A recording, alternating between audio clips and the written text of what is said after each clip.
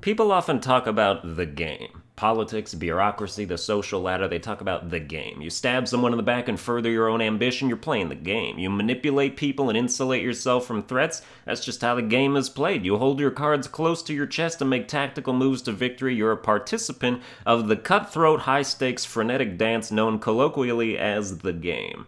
Unfortunately for everyone, courtship is also part of the game. We have centuries of art, media, and social history that have influenced us into accepting all sorts of myths and inconvenient rules of engagement when it comes to the dynamics of flirting, relationship strengthening, marriage maintenance, necrophilia, and other perfectly normal routines of romantic expression. There's always a game to play, and it involves deceit, trickery, ambivalence, straight up rudeness sometimes, fronting to the extreme, and I find it all to be very unpleasant. I hate the game. The game obstructs, slows, and prevents.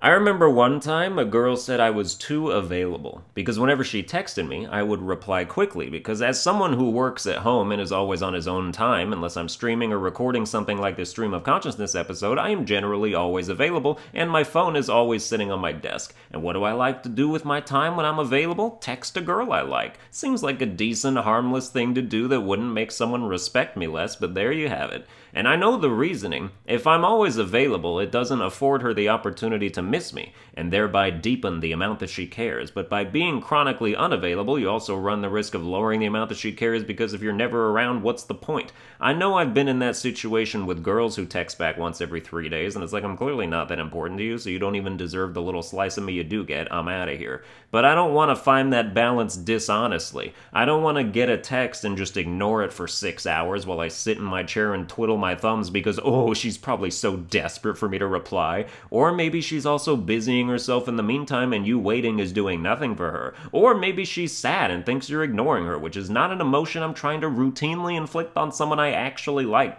I just think purposely ignoring someone for the express purpose of manipulating their emotions is literally sociopathic behavior, so I don't know why magazines giving dating advice are like, yeah, do it, it'll bring you closer together.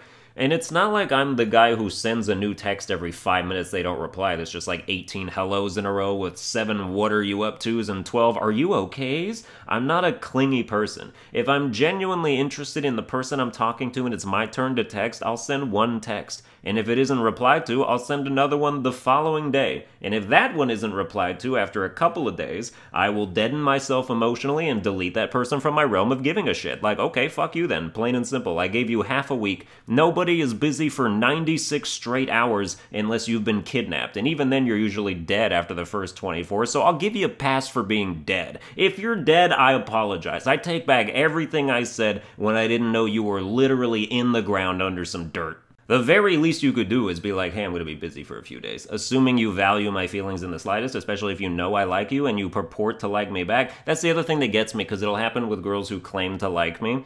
I would understand if you didn't like me, and thus began the slow tapering of the ghosting process because you literally didn't want to talk to me. But this will happen with girls who are like, oh my god, I'm sorry, I really like talking to you. Well, damn, I have a pretty outside-the-box solution if you're willing to hear it. Do it more! My phone works 24/7, bro. It even has a charger so the battery doesn't die. And I know other things can get in the way, like if you're depressed, which is a prerequisite for having a crush on me, then that can be overwhelming, and every day you slide out of bed onto the floor like melted ice cream. But otherwise, if you get caught up in some busy shit without warning, and I'm that quick and easy to disappear from your brain altogether, you probably didn't like me that much to begin with, and I should stop thinking about you. I don't believe in fighting to stay together if your significant other says she wants to break up. There's no bigger turnoff. One time my ex-girlfriend was like, I don't think we should see each other anymore, and I was like, well, that's not doing it for me. But in reality, I really do shut off emotionally, immediately. If I really liked or loved someone, and they told me they wanted to split, in about 5 seconds, I'd become even more sure of that decision than they were. You just rejected me after the fact. Why would I want to keep that around? You're done, I'm immediately also done.